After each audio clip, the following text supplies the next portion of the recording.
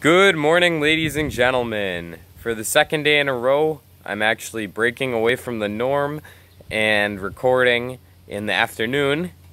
Not something I'm used to doing, but I've had to mix it up a little bit the past couple days. Been a busy couple of days. And once again, yesterday we did not have any NBA action. So today, you're getting the Atlanta Hawks off-season preview. And if I feel like it, maybe I'll crank out another one of these off-season previews for the Pistons. But that also may come out tomorrow, along with a review of today's NBA action and a preview of the Eastern Conference Finals series. So lots to look forward to tomorrow. But Atlanta Hawks off-season preview. Their coach is Lloyd Pierce. I think this is his first season on the job, so I'm sure they'll retain him, give him another year to hopefully improve this roster. Kind of a similar situation to Ryan Saunders in Minnesota. In terms of the draft, they have the 6th pick.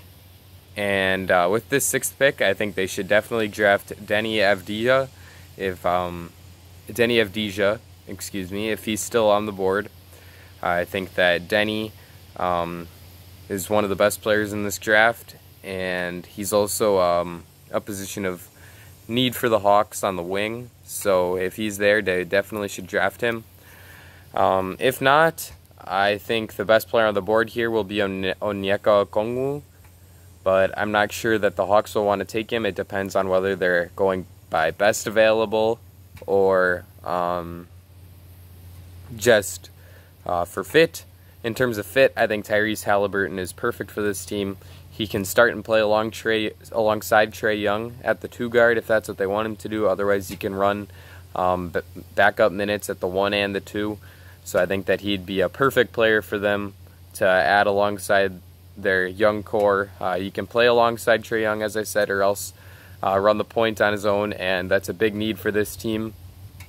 The backup point guard, you'll hear me talk about that a lot today because it's probably the most glaring need on this roster. Otherwise, they could go with a 3-and-D guy if they don't love Halliburton. They could go with Devin Vassell or Isaac Okoro or someone of that lane. However, I think Okoro is overrated, so I would definitely take Vassell here. I think he's definitely the better option out of those 2 guys. But to recap that, Denny Avdija if he's available. Otherwise, Okongwu if they want to draft best available, and Halliburton if they want to draft for fit.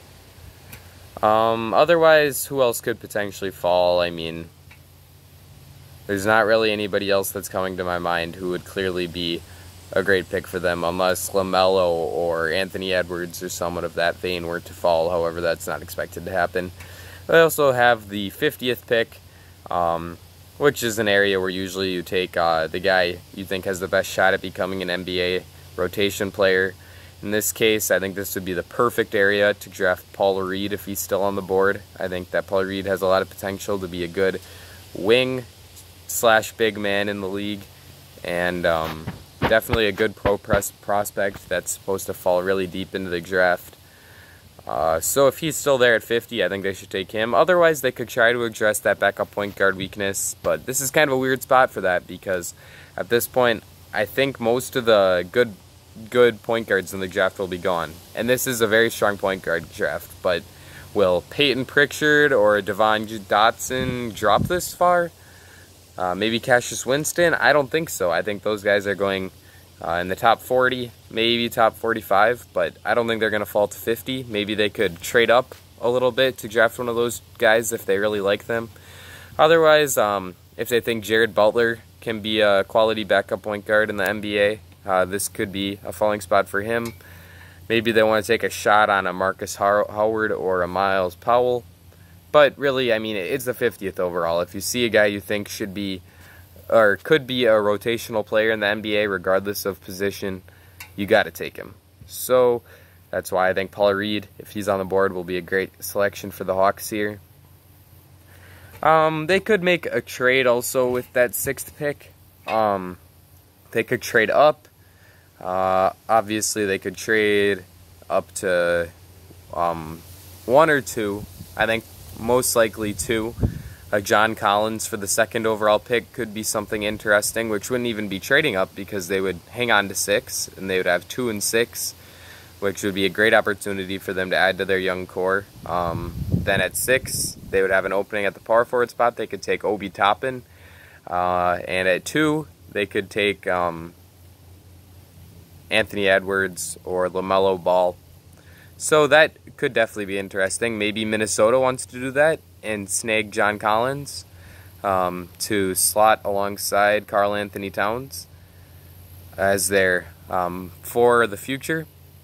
So in that case, they would be guaranteeing themselves Edwards, who looks like a really, really good fit for this team.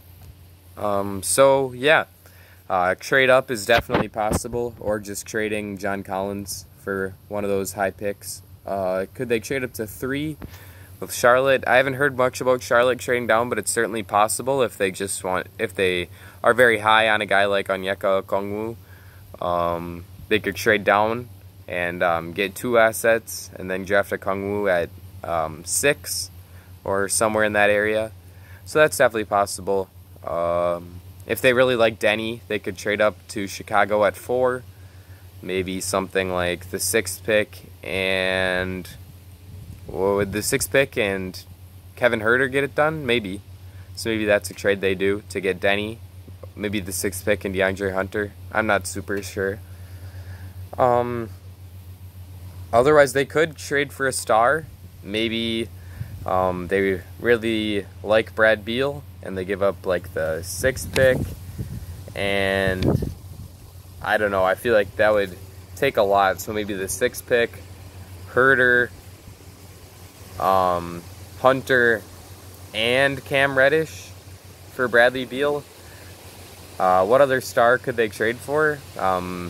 Maybe Zach LaVine. The thing is, none of these guys have great defensive chops alongside Trae Young, which is obviously something you want for his backcourt partner. So I'm not super sure if that star trade is there yet.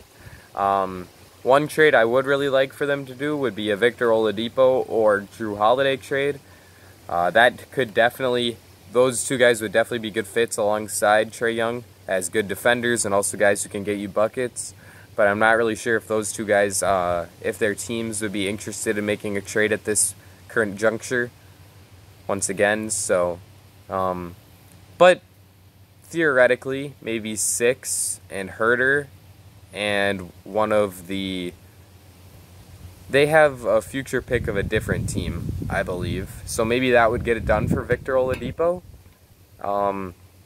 I definitely think they should think about trying to trade for him because he seems like a perfect backcourt partner for alongside Trae, and they could extend him immediately. Similar with Drew Holiday, although Drew is a bit older than Victor, so wouldn't fit their timeline as well. In terms of free agency, their outgoing free agents that really are important are Jeff Teague and DeAndre Bembry, who's restricted. Teague would only be someone they would keep around if they have not addressed backup point guard in the draft, and they don't really like any of the other options on the free agency market. And DeAndre Bembry is someone they could keep around, especially if the price tag for him is not too expensive. He's a solid wing / guard. Obviously, Atlanta fans don't love him because he tends to make mistakes on defense and turns the ball over a lot. But definitely a solid young player who it wouldn't hurt to keep around. Otherwise, their targets, like I said, and I keep stressing it, is that backup point guard spot. Chris Dunn seems like a really good fit as someone who could play the 2 a bit alongside Trae and is a really, really good defender, so could draw the more difficult matchup in the backcourt. Otherwise, Goran Dragic, he doesn't bring as much of the defense, but he was the perfect backup point guard for the Heat this year, so he's another possibility. And in terms of the potential rotation for the Atlanta Hawks in 2020-2021, I have this with them drafting Halliburton. I think they would start Trae Young and Halliburton. However, you could also bring Halliburton off the bench and start Kevin Huerter. And then at the 3, Cam Reddish, solid young player, good scorer, has defensive potential. John Collins, definitely improving on the defensive end, and he's one of the greatest scoring fours in the entire NBA right now. Clint Capella, traditional big man, good defender, doesn't do a whole lot of scoring other than throwing down lobs, which Trae Young is capable of throwing. So, could be an interesting pick and roll combination with Capella and Young next year. And then off the bench, they would have Herter / Halliburton, whichever one they want to bring off the bench. I kind of like Herter better because he can be that gunner off the bench.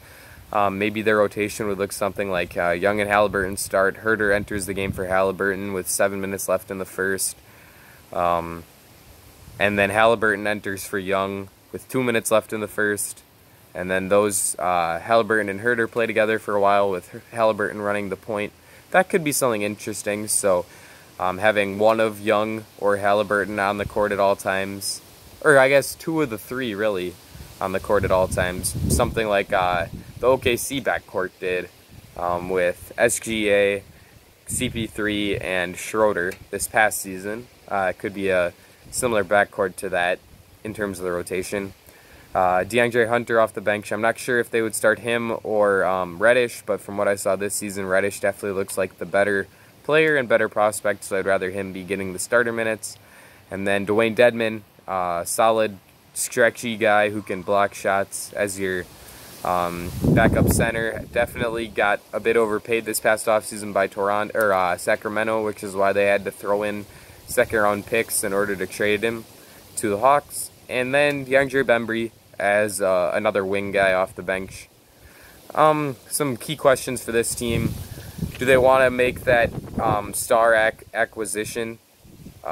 Like I said, Oladipo would be a great fit, and I'd love to see them make that trade, but are they willing to part with their young core? And really, should they? I mean, this team has a bright future, and they're just going to add to that this season. They have all their first-round picks moving forward, so maybe they just keep trying to rebuild, take the slow road. I think a lot of Hawks fans wouldn't mind seeing that, considering this is a franchise that hasn't won before. So what's a few more years of waiting to win, right? Could they make the playoffs next year without making a trade? It's definitely possible. Clint Capella is a good center, and he didn't play a single game for them this season, so he will definitely help boost their win total. Trae Young is going to take a step up to an all-NBA level. This season is what a lot of people think, and as a scorer, he's one of the most lethal offensive weapons in the entire NBA. So if he can step up and become a superstar for them, similar to the guy he was traded for, Luka Doncic, did for the Mavericks this season, this team could definitely take a step forward and be a playoff team. I think that's about all I've got. Definitely an interesting team here. What they do with their draft pick could be a huge factor in how they look in the future and what this team's ceiling is down the line. Thanks for watching. Drop a like and subscribe. Feel free to leave a comment on what you think the Hawks should do this offseason. And that's it for me. Ladies and gentlemen, we will see you again very soon.